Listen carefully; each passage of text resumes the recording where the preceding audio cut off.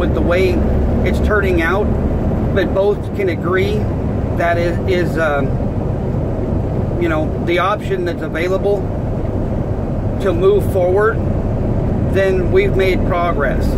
There's always going to be the far left and the far right that aren't going to be happy with any of it, and you know what, that's fine. They can either be, you know, left behind, or they can see that we're making progress, and nothing, absolutely nothing, would scare elected officials more than have Republicans, Democrats, Independents, whatever you are, standing up and saying, we have a plan with or without you to move forward. We are in agreement, because the whole divide and conquer tactic works well.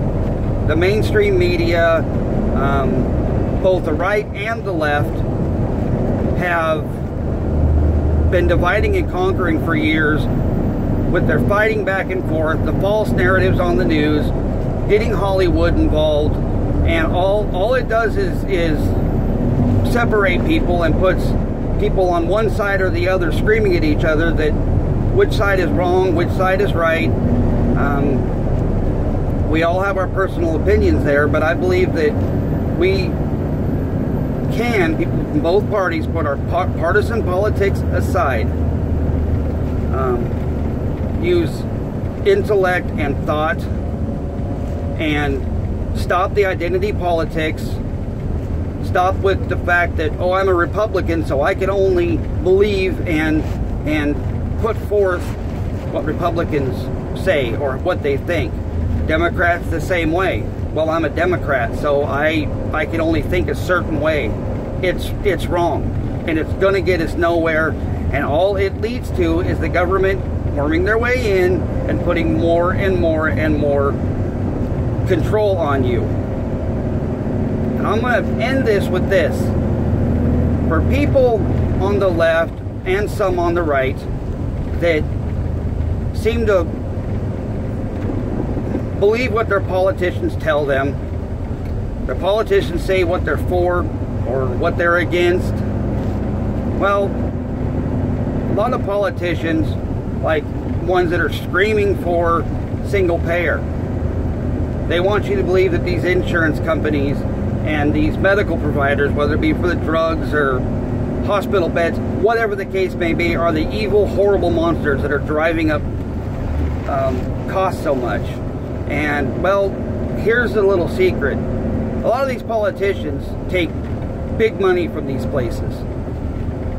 And a lot of these big companies are behind single payer, because then their checks are coming from the government. The government might say, oh, we negotiate this and all that. No, they don't. No. You know, when these companies are, you know, the insurance companies are paying these suppliers, okay, that is negotiated on, you know, they talk it out back and forth. The government just signs checks, because, hell, we'll just take another tax raise. So they know the money's going to be there, or they'll print up a bunch more and write the checks and write the checks. That is truly what single-payer health care is about, is signing checks. Okay, the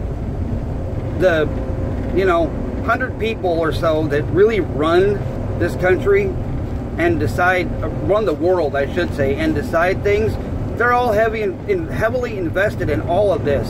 And if you look at who would really financially benefit from things like single payer, in the end, you can look at it's the same people. But rather than having to fight with insurance companies, the government will just write them checks. They send their lobbyists in there, and they, you know, they backroom deal stuff with these politicians. The politicians might stand up there and scream how evil they are, but yet they're taking bribes. And I'm sorry if I offend anyone, but Bernie Sanders is a prime example. Never held a job in the private sector. He's always been in the government. Okay, senators don't make all that much money, and here he's got, you know, 3 mansions, exceedingly fancy cars. He is one of the 1%ers, but you can't do that on a government salary. you know, to someone like me, it's a lot of money, but it's not nearly enough to live the lifestyle that he does. So as he stands up there and yells and screams and hollers and preaches about the one percenters and how they need to pay more and how they're paying his way. And ultimately, those one percenters benefit greatly if he's able to push through his agendas. So you really need to look, educate yourself, and understand what's really behind the motivations of politicians. No matter what side they say they're on, no matter anything that they tell you they're for or against, their motivations are not, by and large, for the working class, for the blue-collar people.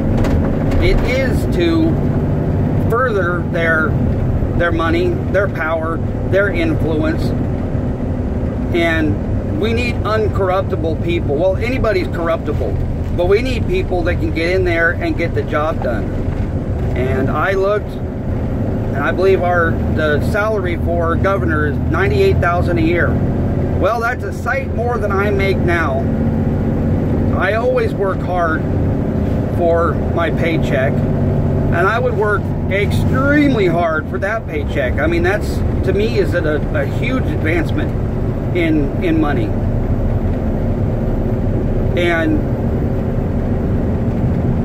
you know, seeing our state for what it is, not seeing it from the right, not seeing it from the left, just calling each issue like you see it, and all but the First and Second Amendment can be negotiated as long as the end goal is putting people to work, and not in crazy wild industries that don't hardly exist yet. Putting to work in industries that we know how to do. Science and technology have made it possible to do them ethically, responsibly, to actually make the forests and the animals healthier, as well as with the mining industry. Put the small-time gold miners back to work. Put, you know, bring in some of these mining companies and have plans in place. Have the money already there, that when they build this mine, that the money's already set aside to where, for reclamation projects. All of these things can be done and are being done with extremely minimal impact to the flora and fauna. And the more people that work and the more money that is brought in, the more money that we have for restoration projects, for animal conservation, for forests, rivers, all of it. You know, when these companies, like I said, invested in the community and they begin putting people to work, part of that investment is going to go right back into making sure that we have the forests and the critters and everything for our future generations. And most companies, if not all companies, you know, understand that that is the way forward. That is the way to stay in business, to keep doing what they're doing, to keep profiting, is to put money back into the environment. Well, that's just a little bit about what I'm about. Like I said, there's more. I'm not polished, and if there's background road noise, well, I'm working. So that's how I see it, and I appreciate you listening, and I'm open to any feedback or, you know, anything, and let's try to bring Oregon back. Thank you.